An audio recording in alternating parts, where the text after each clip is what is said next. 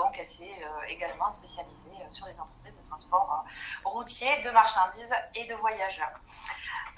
Donc je te laisse dire des mots peut-être pour nous. Oui, non mais rapidement, c'est vrai qu'à la base j'ai pas forcément la formation côté transport, mais du coup au côté de Marjorie je me forme au fur et à mesure. Par contre j'ai vraiment l'aspect droit du travail avec une formation en droit du travail. Voilà, que moi je n'avais pas, donc c'est pour ça qu'on se complète. Voilà, elle a vraiment un parcours qui a été dédié depuis la fac sur le droit du travail et le droit et la protection sociale. Voilà, donc on mutualise nos compétences et aujourd'hui, c'est vrai que le thème de la sous-traitance en matière de transport et les obligations mêle aussi du coup ces deux champs de compétences et d'intervention parce qu'au cours de cette semaine passée, on a été questionné à 2 reprises donc sur les obligations préalables à la mise en œuvre d'une opération de sous-traitance de transport. Donc de mon côté, en fait, la question était en fait relative aux obligations à remplir, donc surtout par rapport aux licences de transport qui doivent être tenues à bord des véhicules. Et du côté de Pauline, la question était donc sur l'obligation d'informer son donneur d'ordre finalement sur les salariés étrangers à bord des véhicules. Donc c'est vrai qu'on s'est dit que cette question revêtait un intérêt particulier parce que les opérations de sous-traitance en matière de transport sont monnaie courante et du fait de la célérité des échanges commerciaux en matière de transport, eh bien, c'est vrai qu'on ne prend pas forcément le temps de se poser. On dit oui, bon, ben, ok, je te sous-traite telle opération de transport sans se poser sur les obligations préalables. Donc c'est vrai qu'on ne prend pas forcément le temps de regarder les textes qui régissent ces opérations et c'est la raison de cette petite formation de ce jour. Alors tout d'abord, il convient de rappeler quelques définitions. En fait, qu'est-ce qu'on entend par... parce que pour observer après les textes juridiques, il faut déjà comprendre de quoi on parle, les mots ont un sens, et juridiquement, c'est très important en fait déjà de définir qu'est-ce qu'on entend par opérateur de transport, commissionnaire de transport, transporteur public principal ou transporteur sous-traitant. Donc on a une demi-heure devant nous, donc je vais vous épargner la lecture et on vous transmettra le support si nécessaire. Mais ce qu'il faut garder donc en mémoire, c'est lorsque je vais parler de transporteur public principal ou de transporteur sous-traitant. Et le transporteur public principal, c'est celui qui va confier donc à un opérateur, enfin un transporteur, donc la sous-traitance d'une opération. Et donc le sous-traitant, comme son nom l'indique, c'est celui qui va exécuter sous sa responsabilité et avec son propre personnel l'opération de transport qui est commandée. Alors, d'emblée, qu'est-ce que je dois vérifier avant de sous-traiter une opération de transport? Donc, je me place au côté transporteur public principal. Forcément, préalablement, je dois vérifier si j'ai la capacité de commissionnaire de transport. Ça paraît simple, hein, et je ne veux pas insulter l'intelligence de n'importe qui, mais c'est vrai que malheureusement, encore, j'ai des fois la question. Donc, il faut quand même vérifier qu'on a bien l'attestation de capacité de commissionnaire de transport avant de pouvoir sous-traiter une opération. Et après, je vais me poser la question de savoir si est-ce que je vais rédiger un contrat écrit pour cette sous-traitance. Donc, si elle s'inscrit dans la durée, c'est assez recommandé. Et si c'est du contrat spot, hein, en fait, c'est pour une prestation, je décide de faire appel à un opérateur. C'est vrai que la célérité veut que je renvoie finalement mon opération au contrat type sous-traitance. Là encore, je vous rappelle, le contrat type sous-traitance, c'est le contrat qui va s'appliquer si vous n'avez rien rédigé par écrit. Voilà, il est supplétif de volonté et il s'appliquera à toutes les opérations de sous-traitance si vous n'avez pas décidé de rédiger un contrat écrit. Je vous rappelle également le régime en cas de responsabilité en cas de sous-traitance. C'est-à-dire que le transporteur principal qui sous-traite, entre guillemets pour mieux comprendre, c'est le donneur d'ordre, il va avoir une responsabilité de commissionnaire de transport. Donc, c'est-à-dire que lui, on va regarder s'il organise bien les choses, s'il a bien transmis les informations utiles à son sous-traitant, etc. Et de son côté, le sous-traitant, il a une responsabilité classique de transporteur. Et donc là, l'intérêt, c'est qu'on se dit que nous, on est en première ligne avec le client, finalement, en tant que donneur d'ordre, mais s'il se passe donc un sinistre, c'est nous qu'on va venir chercher en premier lieu. Et à titre commercial, on va avoir tendance donc à vouloir indemniser le client immédiatement et de l'intégralité, sauf qu'en dessous, on a quand même ce transporteur effectif des marchandises qui est soumis au plafond de responsabilité, etc. Donc c'est vrai que ça, malheureusement, je le vois souvent, en fait, les transporteurs, ils veulent maintenir leur relation commerciale avec les clients, et donc de fait, quand il y a un sinistre, vite, on indemnise et on essaie après de se retourner contre le sous-traitant. Mais là encore, voilà, faites attention et rappelez-vous qu'il y a des limitations de responsabilité. Autre chose, en fait, on va être responsable, entre guillemets, un petit peu quand même de son sous-traitant. C'est-à-dire qu'il faut vérifier que ce dernier réponde à toutes les conditions, parce que si jamais il y a quelque chose, en fait, si ce dernier est insolvable, on imagine les conséquences, c'est que nous, on va pouvoir se retourner vers personne. On va être assigné en responsabilité par notre client. Je vous rappelle à ce titre-là qu'on a 1 mois pour appeler en garantie le sous-traitant, parce que passé ce délai, en fait, vous ne pouvez plus rien dire et vous ne pouvez plus l'actionner en garantie. Et une fois, en fait, même si vous l'appelez en garantie dans ce délai d'1 mois, que vous faites les choses convenablement, si ce dernier est insolvable, il n'y a pas d'AGS comme en droit du travail ou quoi que ce soit. C'est-à-dire que c'est vous qui allez devoir supporter ce sinistre. Donc, on comprend qu'au regard de cette responsabilité, qu'est-ce qu'il faut faire? Il faut faire des vérifications préalables obligatoires. Et donc, la première, c'est de vérifier que la société à qui vous allez sous-traiter votre opération de transport est bien inscrite au registre des transporteurs routiers de marchandises et de voyageurs, et qu'elle détient une assurance pour les marchandises transportées. Donc, c'est vrai qu'on dit au sein du contrat type que les entreprises sous-traitantes doivent donc avoir une assurance, mais vous ne pouvez pas vous contenter de ça en vous disant bon, mais le contrat type prévoit qu'elle doit être assurée et puis c'est tout. Vraiment, préalablement, moi je vous invite à leur demander justement de le justifier de cette assurance pour ne pas être embêté par la suite et de vous voir heurter à l'insolvabilité de cette dernière.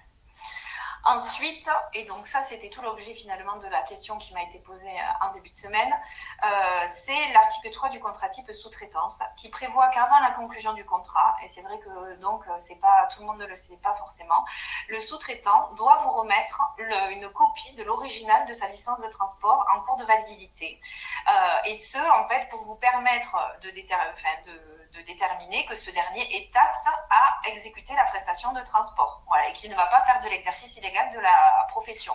Parce que si, en bout de course, finalement, vous confiez un transport et que ce dernier fait du transport illégal, vous risquez de voir votre responsabilité solidairement engagée avec ce dernier. Donc, vigilance, vérifiez toujours et sollicitez la photocopie de l'original de la licence de transport de votre sous-traitant. Ensuite, le contrat type prévoit également une obligation de transmission de certains documents qui doivent être transmis avant la conclusion du contrat de sous-traitance, ainsi que à actualiser tous les 6 mois. Tous les 6 mois, si on est dans une relation longue de sous-traitance, tous les 6 mois, votre sous-traitant doit vous transmettre, et excusez-moi, ça vaut pareil quand vous êtes sous-traitant justement d'opération, vous devez transmettre à votre donneur d'ordre un extrait cabis datant de moins de 3 mois, d'inscription au RCS, donc, une attestation comme quoi vous êtes à jour de vos déclarations sociales et à jour de vos paiements, et en cas d'emploi de salariés étrangers, la liste nominative des salariés. Donc ça, je vous laisserai voir tout ça avec Pauline par la suite. Voilà. Et donc, après, il y a aussi donc on scinde en 2 points au sein du contrat type d'autres documents à transmettre en fonction de la situation du sous-traitant, s'il est résident français ou s'il est non résident français. Donc, lorsqu'il est donc étranger, il doit également transmettre en fait un document qui est traduit en français sur la régularité de sa situation sociale dans son pays d'origine, son numéro d'identification intracommunautaire, un document mentionnant un numéro individuel d'identification, et si jamais il est dans ce cas, il faut aussi qu'il vous transmette une attestation de détachement pour chaque conducteur salarié.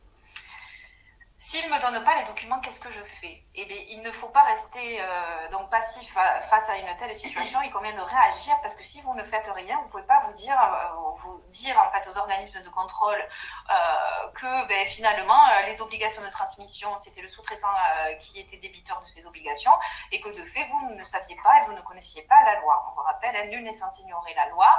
Donc vous devez réagir lorsque votre sous-traitant ne vous transmet pas ces informations et le mettre en demeure par LRAR. Donc, c'est le formalisme obligatoire. Donc, pensez-y, il faut vraiment l'informer par LRAR et lui laisser un délai de 15 jours pour pouvoir vous transmettre les documents. Et à défaut de transmission, vous pouvez résilier sans indemnité et préavis le contrat. On ne vous le reprochera pas, bien au contraire. C'est dans le cas où vous ne feriez rien et que vous laisseriez la situation telle quelle que votre responsabilité pourrait être engagée.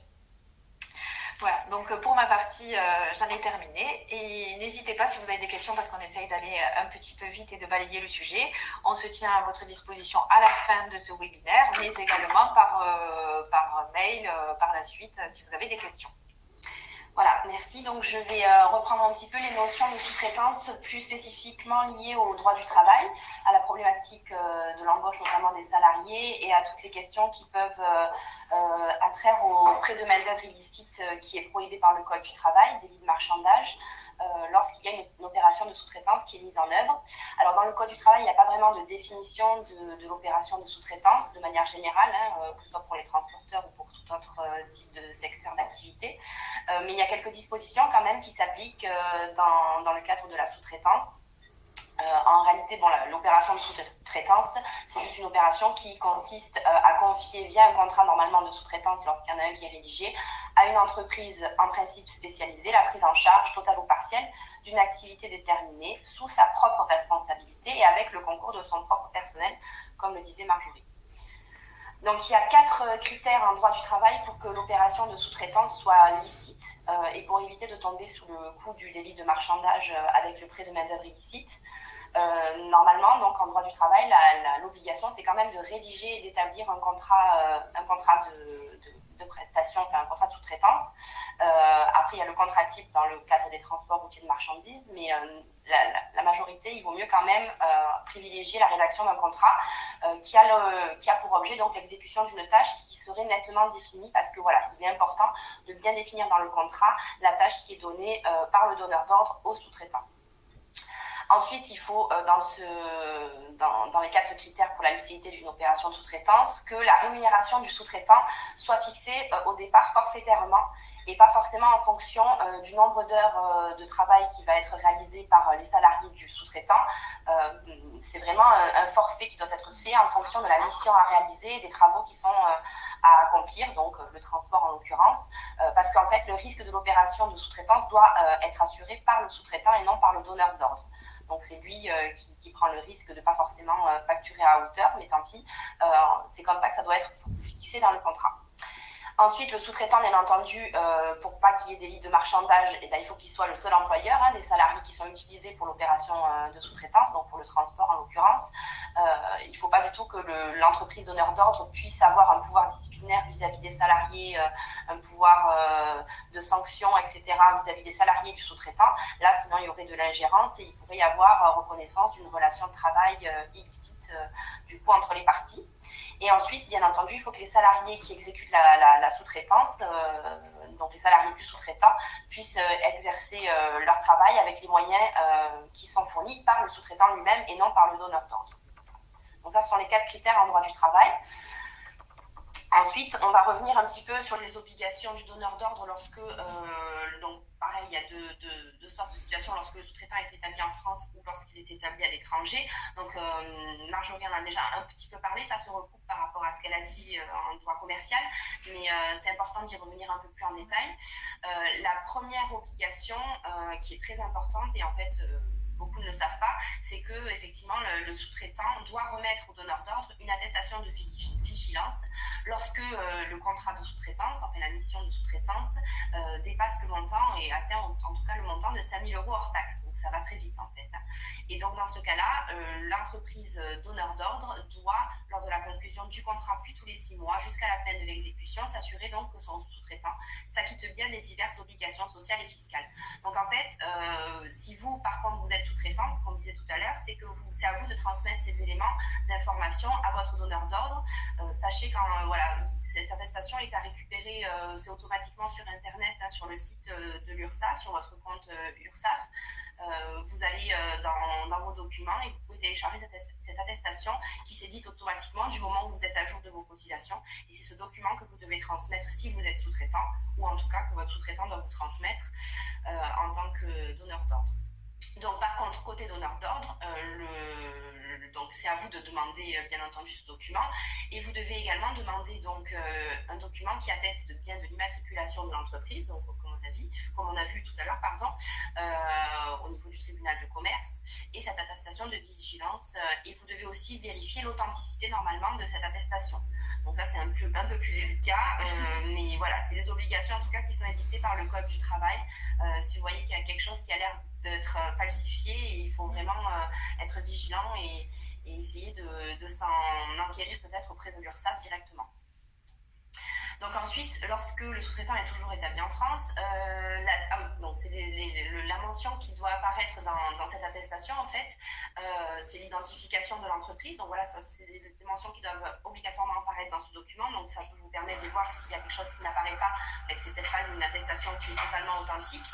Donc l'identification de l'entreprise doit apparaître, c'est-à-dire notamment le numéro SIRET des établissements, le fait que l'employeur est à jour de ses cotisations à la date d'exigibilité de la dernière période traitée, les 6 derniers mois échus, et il doit apparaître aussi le nombre de salariés présents donc, dans l'entreprise de votre sous-traitant, ainsi que le montant des rémunérations qui ont été déclarées à l'URSSAF et les cotisations également qui ont été acquittées. Et donc, vous devez vérifier cette authenticité et de toute façon, voilà, c'est ce que je vous disais, cette attestation doit être récupérée directement sur Internet, sur le site de l'URSSAF. Lorsque le sous-traitant est établi à l'étranger, en plus de... Alors, à la place de ces documents, on va dire, il y a également d'autres documents qui doivent être transmis par le sous-traitant au donneur d'ordre, également lors de l'établissement du contrat, puis tous les 6 mois. Donc, le document qui mentionne, mais comme l'a dit déjà Marjorie, le numéro d'identification de l'entreprise, le document qui atteste de la régularité de la situation sociale du co-contractant au regard du règlement européen, et lorsque la législation du pays de domiciliation le prévoit, un document donc un petit peu comme pour nous l'URSSAF, qui émanerait du régime social obligatoire du pays du sous-traitant et qui indiquerait bien qu'il est à jour de ses cotisations dans son pays au niveau des salariés. Donc là également, il faut se prémunir de l'authenticité de ce document. Parce qu'en réalité, si vous ne le faites pas, il y a quand même des sanctions assez importantes à la clé et vous pouvez voir votre responsabilité engagée. Et donc là, on a mis des décisions de justice, en fait, qui ont reconnu la responsabilité du donneur d'ordre lorsqu'il n'avait pas, qu'il ne s'était pas enquéri de récupérer les attestations de vigilance. Voilà, l'attestation de vigilance et les justificatifs d'immatriculation sont les seuls documents dont la remise permet au donneur d'ordre de s'acquitter de son obligation de vérification. Si votre sous-traitant a une difficulté et que l'administration fiscale ou alors sociale, l'inspection du travail, l'URSSAF vient la chercher pour travail dissimulé ou pour d'autres difficultés, vous pouvez être mis en cause, on le verra par la suite. Et si vous ne démontrez pas, en tout cas, que vous avez demandé les attestations de vigilance et des documents justificatifs, vous ne pouvez pas vous dégager de votre responsabilité. Par contre, si vous démontrez bien avoir fait ces démarches, même si votre sous-traitant a commis des manquements, du moment où vous avez fait les démarches nécessaires de vérification, vous pouvez vous dégager de votre responsabilité. Voilà. Donc c'est quand même assez... si ça s'inscrit dans la durée. Voilà. Il faut avoir fait toutes les moments, démarches. si on fait tous les 6 mois une demande et qu'on voit qu'on n'obtient rien en retour, il ne faut pas laisser comme ça, il faut rompre la relation parce que là, on pourrait vous dire, vous n'avez pas fait ce qu'il fallait, enfin, vous voyez bien qu'il n'est pas diligent, qu'il est resté passif et vous auriez dû réagir et faire quelque chose.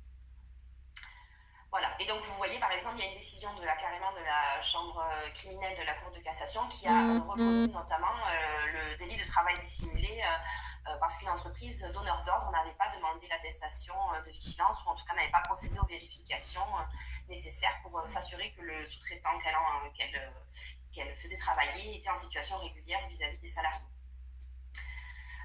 Lorsque donc... le sous-traitant, ça on l'a dit déjà, on ne va pas trop y revenir et on peut passer, donc il y a pas mal de documents sur le sous-traitant étranger. Et voilà, donc effectivement, ce qu'on disait, c'est que si le donneur d'ordre ne procède pas aux vérifications, il peut être poursuivi d'un point de vue pénal, donc pénalement, pour les infractions de travail dissimulé notamment, ou tout ce qui concerne les salariés, l'embauche de salariés étrangers, on va y revenir juste rapidement par la suite.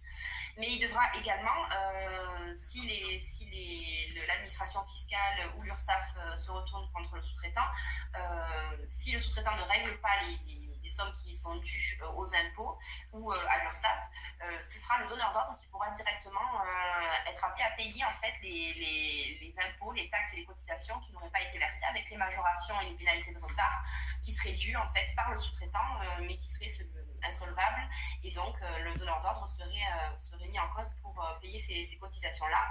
Et également tout ce qui concernerait des remboursements au titre des aides publiques dont il aurait pu bénéficier. Sachant qu'en plus, s'il y a une difficulté à ce sujet, le donneur d'ordre perdra dans tous les cas aussi le bénéfice des exonérations pour ses propres salariés qui seraient applicables au sein de son entreprise. Donc ça peut aller très loin. Et lorsqu'il y a des difficultés vis-à-vis directement des salariés, par exemple sur le non-paiement des rémunérations, pareil, le donneur d'ordre peut être amené, même si ce n'est pas lui l'employeur, donc normalement ce n'est pas lui qui doit payer et prendre en charge les rémunérations et les charges des salariés du sous-traitant, mais il peut être amené à le faire si le sous-traitant n'est pas diligent et est insolvable. Donc, il y a également donc, l'obligation qui est très importante et sur laquelle on a été questionné notamment dans la semaine, sur l'emploi lorsque le sous-traitant embauche des salariés étrangers, puisque donc c'est assez réglementé. Vous savez, quand vous devez embaucher des salariés étrangers, il faut qu'ils disposent d'un titre de séjour, mais surtout d'une autorisation de travail. Donc il faut qu'il y ait dans leur titre de séjour l'autorisation qu'ils ont de pouvoir travailler en France. Et donc, lorsqu'il y a un contrat de sous-traitance qui est établi entre un donneur d'ordre et un sous-traitant, également, lorsque le montant de ce contrat traite d'une obligation au moins égale à 5 000 € hors taxe, le donneur d'ordre doit se faire remettre par le sous-traitant, s'il y a des salariés étrangers embauchés chez le sous-traitant, une attestation sur l'honneur, donc, qui indique que les salariés sont bien autorisés à travailler en France. À défaut, donc, il peut y avoir une contribution qui est due à l'OFII et qui est de 1000 fois le taux horaire du minimum garanti qui peut être demandé au donneur d'ordre. Donc, pour information, parce que ça nous avait été demandé, cette attestation sur l'honneur, elle doit comporter aussi certaines mentions qui doivent être bien présentes pour pouvoir vous dégager de votre responsabilité. Donc, la date d'embauche, donc les noms, bien sûr, et prénoms des salariés concernés qui seraient étrangers, leur date d'embauche, leur nationalité, et donc le type et le numéro d'ordre du titre valant autorisation de travail. Donc, il faut que toutes ces mentions apparaissent sur l'attestation sur l'honneur pour indiquer que tout est en règle au niveau des déclarations des salariés. Et juste pour ajouter, c'est vrai que en fait, la question qui était posée, c'est que vu que c'est des renseignements qui sont quand même personnels aux salariés, par rapport à tout ce qui est RGPD, etc., on se posait la question si on pouvait transmettre aux donneurs d'ordre finalement de tels renseignements privés concernant les salariés. Et donc, notre réponse a été oui, on peut, parce que c'est une obligation qui est prévue par le Code du travail, et donc on vous reprocherait finalement de le faire. Et donc, pour s'exempter aussi de la responsabilité par rapport à tout ce qui est données, protection des données, en fait, on peut évoquer cet article-là du Code du travail pour dire qu'on n'a pas donné des informations personnelles aux salariés, on n'a fait que répondre à une obligation réglementaire et légale.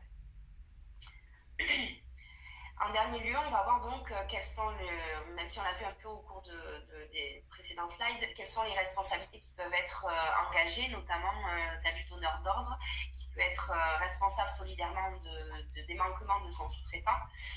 Donc, comme je l'ai dit, et là on a remis un peu les articles un peu plus en détail, comme ça vous aurez le support, vous pourrez aller voir.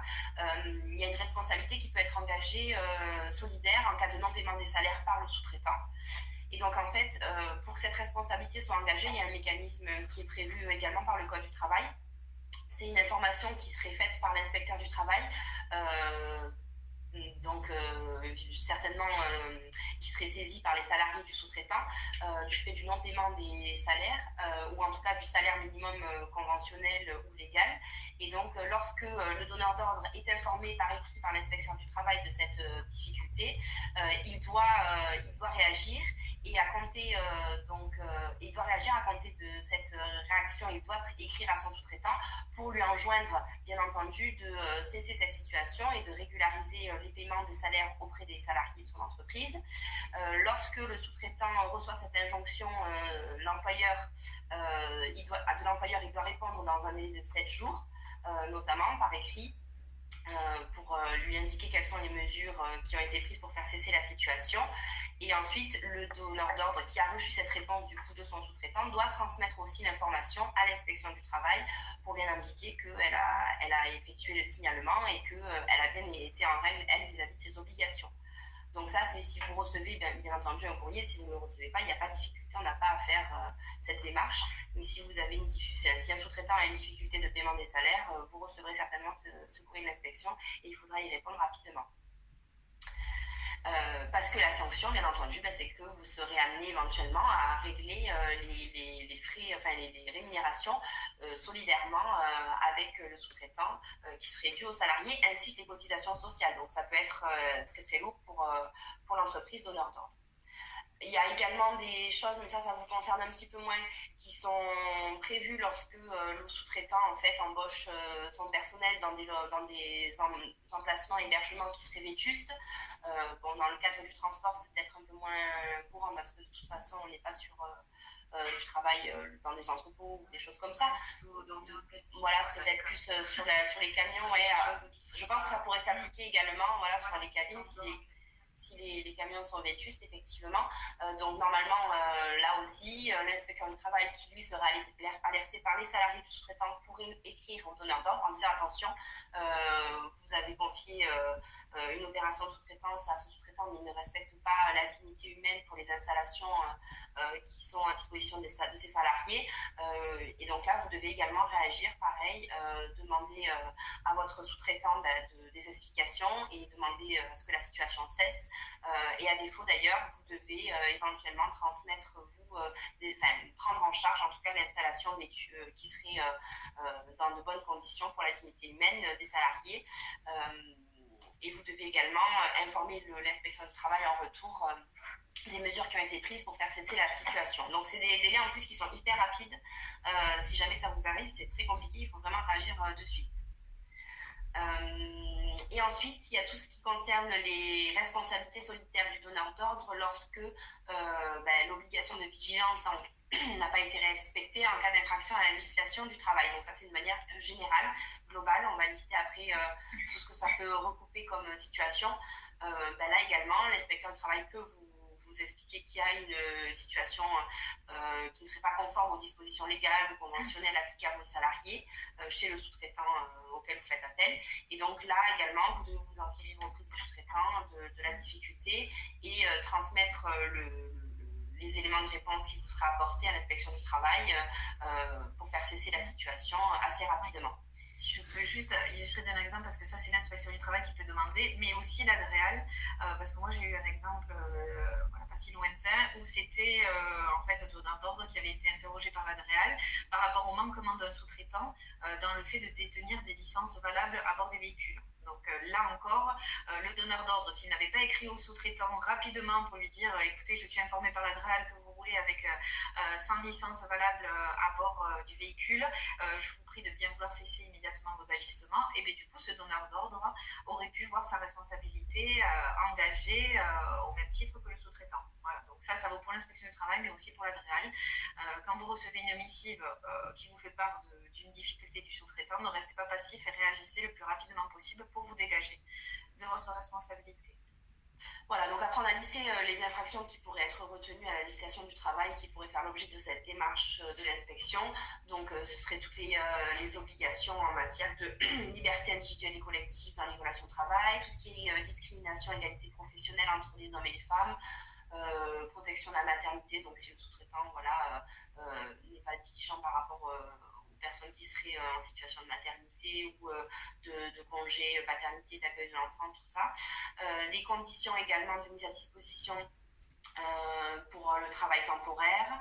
Si le sous-traitant, par exemple, ne respecte pas l'exercice du droit de grève des salariés de son entreprise, toutes les dispositions relatives à la durée du travail, donc ça c'est très important puisque en matière de transport c'est assez réglementé et il y a pas mal de dispositions qui malheureusement, il y a beaucoup de choses qui ne sont pas toujours respectées en matière de durée du travail. Donc là, si le sous-traitant ne respecte pas, l'inspecteur du travail peut vous demander en tant que donneur d'ordre d'enjoindre votre sous-traitant de respecter les obligations en la matière. Ensuite, tout ce qui concernerait éventuellement l'assujettissement obligatoire à des caisses de congé, là, c'était plus pour le bâtiment, mais ça peut être aussi le cas dans le transport, le paiement du salaire, comme on l'a vu, et toutes les règles en fait qui seraient relatives à la sécurité des salariés, puisque de toute façon, en tant que sous-traitant qui emploie des salariés, il est soumis à l'obligation de sécurité vis-à-vis de ses salariés. Donc, s'il y a quelque chose qui n'est pas fait correctement, un accident du travail, une maladie professionnelle qui ne serait pas déclaré correctement, il faudrait éventuellement que le donneur d'ordre puisse intervenir pour enjoindre le sous-traitant de faire les choses dans les règles. Et si ce n'est pas fait, le donneur d'ordre qui n'a pas enjoint l'employeur de faire cesser l'infraction dans le délai de 15 jours ou qui n'a pas informé l'agent de contrôle de l'absence de réponse de l'employeur dans le délai de 15 jours est passible d'une amende qui est prévue pour les contraventions de 5e classe. Donc c'est vrai que ça peut être assez coûteux aussi pour l'entreprise donneur d'ordre, alors qu'en soi, elle n'a rien fait, quoi. Oui, et c'est indépendant en plus de la responsabilité solidaire. C'est en plus de la responsabilité solidaire par rapport au manquement qui est relevé, vous êtes passible aussi d'une contravention de 5e classe. Voilà, donc pour terminer, c'est vrai qu'il faut, avant de sous-traiter une opération de transport, être assez vigilant, s'assurer que l'entreprise qu'on a choisie pour effectuer le transport est bien dans les règles sur tous les points, et notamment vis-à-vis des salariés, mais également de toutes les obligations en matière de transport. Voilà. C'est vrai qu'on espère qu'on ne vous a pas miné le moral sur la responsabilité et les obligations, mais c'est justement dans le dessin de vous dire, je sous-traite une opération, mais je me souviens que les avocats du cabinet Adrena nous ont bien alertés sur le fait d'être vigilant avant de sous-traiter parce qu'on a des obligations et sinon on risque beaucoup. Voilà, donc c'est juste pour terminer, c'est ce qu'il faut retenir. On a réussi à tenir le timing visiblement des 30 minutes, donc ça c'est... C'est parfait, je vous remercie en tout cas. Est-ce que vous avez des questions? Oui, Sandrine. Ouais. Alors je sais pas, peut-être que ça évolue, mais à l'époque, j'avais entendu dire que pour sous-traiter, on n'avait pas forcément mention d'avoir la décision commissionnaire, mais on pouvait pas se passer au-delà de 15 affaires. Alors, écoutez, dans le code des transports, là, c'est bien écrit en fait qu'il faut avoir la qualité de commissionnaire. En fait, il n'y a pas de distinction sur le chiffre d'affaires. Voilà, donc je vous enverrai le texte si vous le souhaitez. Mais en tout cas, moi, j'ai pas vu de bémol. À l'époque, moi j'ai passé la il y a plus de 20 ans en arrière. Mais peut-être, mais là c'est vrai que là dernièrement, hier, j'ai regardé le texte relatif au sein du Code des transports. Il dit bien qu'avant de sous-traiter une opération, on doit avoir la qualité de commissionnaire en fait, et il ne distingue pas le chiffre d'affaires qui est réalisé. Voilà, pour lui, c'est toute opération de sous-traitance. Ok, et responsabilité, par exemple, payer leur salaire, et s'il y en a plusieurs,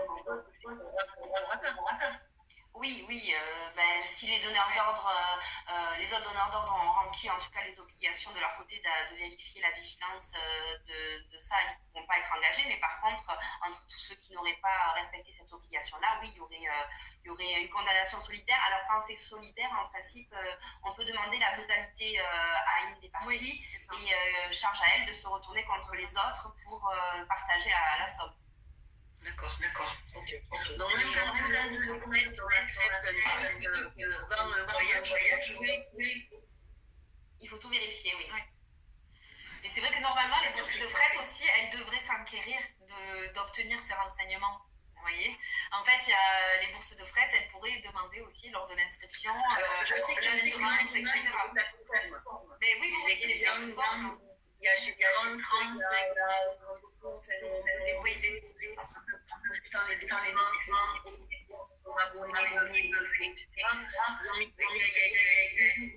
été mis en place parce que Tout à fait. Oui, il y a une législation maintenant qui réglemente toutes ces plateformes-là. Autant avant, il y avait un vide juridique et donc il y en a beaucoup qui se sont engouffrés là-dedans.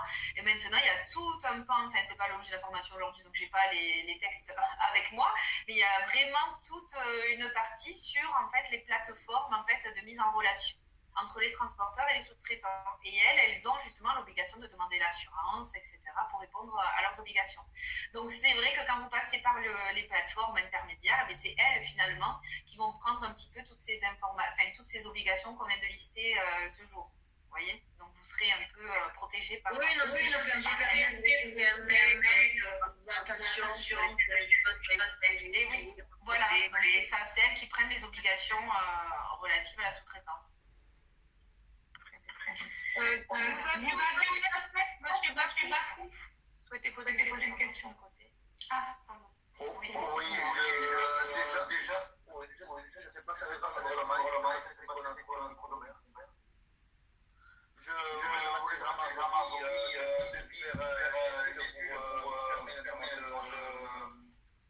notre travail quotidien, parce que ça devient très douloureux.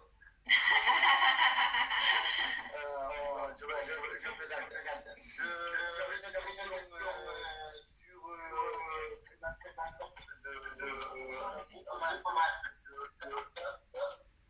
J'avais une question sur la présence de pas mal est-ce que ces applications se reportent sur les associés de ce groupement? Non, je pense pas. Je pense pas, en fait. C'est une histoire c'est quand il y a un groupement, finalement, de transporteurs. Oui. Et qui c'est associé. C'est des entreprises distinctes, je pense. Oui. Oui. Après, mais c'est toujours le groupement ou la société, hein. C'est pas l'associé en tant que tel. Non. Vous voyez? C'est la société. Non, après, je pense que ça s'applique. Oui, c'est pareil. Le groupement, il sera considéré comme un opérateur de transport au même titre que les autres. On est d'accord.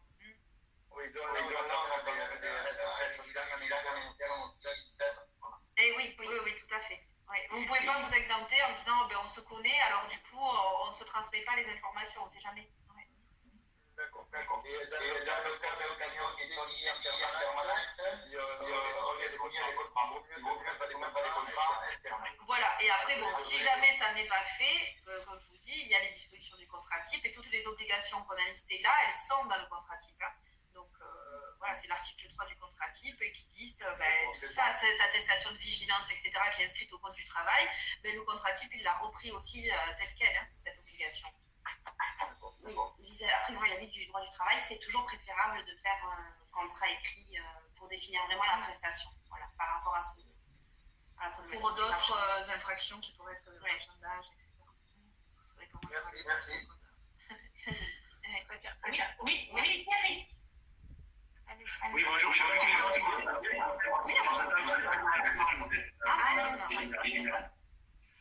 Vous m'entendez bien? Oui, on vous entend. J'avais une question pour le cadre donc pour la région Occitanie, par exemple, on récupère les groupes qui sont partis de ce lot. Est-ce que la doit avoir le précédent pas? Oui, alors du coup...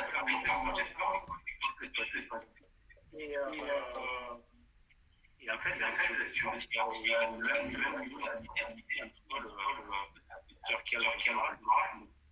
Et oui, mais tous les deux, en fait, celui qui va sous-traiter doit avoir la qualité de commissionnaire. Ouais. Donc, en plus parce que c'est une sous-traitance, donc c'est vous qui normalement êtes en charge de l'opération de transport, vous décidez de la confier à un autre, donc vous allez faire office d'intermédiaire, en fait. Donc, vous devez avoir la capacité. Je pense que je vais avoir un droit. Ah oui, d'accord. Non, c'est vrai, on va durer et on a une capacité majeure, mais ça vaut le coup peut-être qu'on interroge du coup l'Adréal pour votre activité spécifique. Ouais. Parce que du coup, je pourrais regarder également parce que vous êtes dans un domaine un peu plus particulier avec des contrats publics, je suppose. Là, du coup, voilà. Donc, à voir si vous pouvez bénéficier d'une dérogation. Mais si on suit le code des transports, normalement, il y a l'obligation. Donc, peut-être qu'il y a une tolérance des DREAL, je ne sais pas du tout. Mais ça vaut le coup peut-être qu'on les interroge à ce sujet pour éviter qu'il y ait une quelconque difficulté. D'accord. Et dans le cadre du pays situé, qui c'est qui doit avoir la personne dans le transport? Excusez-moi, je n'ai pas entendu le bruit, ça en fait, le début. Dans le cadre de la GIE, le regroupement se regroupe à tous les transporteurs. Et du coup, on va préciser aussi est-ce que le GIE doit avoir la mais oui, mais si on suit les textes, j'ai envie de vous dire que oui. Voilà, c'est toujours. Non, c'est le GIE constitué. Après, il faudrait que je vois avec celui qui gère plus le droit des sociétés au sein du cabinet, qui n'est pas là. Mais je pense, oui, je lui poserai la question. C'est une question intéressante. Mais le GIE, il est constitué comment? Enfin, c'est quoi les statuts de la société? En fait, il a la personnalité juridique quand même, et la personnalité morale. Oui, mais c'est uniquement pour un emploi. C'est pas forcément pour la personne. C'est un question entre deux transporteurs donc il faut voir s'il a la responsabilité morale ou pas, en fait, et s'il y a la nécessité. Là, je ne peux pas vous y répondre, il faudra que je regarde. C'est intéressant.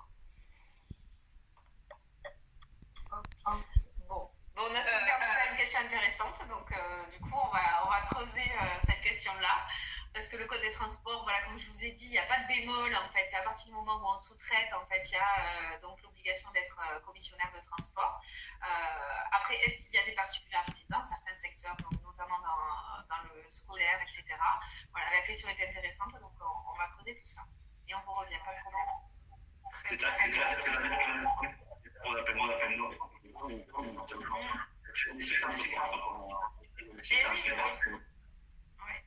on va regarder ça et on vous tient au courant, monsieur Delsol, pas de problème. Merci. Marjorie, du coup, tu reviens par la question. Oui, bien sûr. Elle est intéressante, on va faire le point et on vous revient, pas de problème. Super. Très bien. En tout cas, je vous remercie. J'ai des problèmes avec mon excusez sur les échos. Mais en tout cas, je vous remercie de votre temps et on se donne rendez-vous le soir prochain. Tout à fait, avec grand plaisir. Merci. Bonne journée à tous. Merci, vous également. Bonne journée. Au revoir, merci. Allez, au revoir, bonne journée. Au revoir.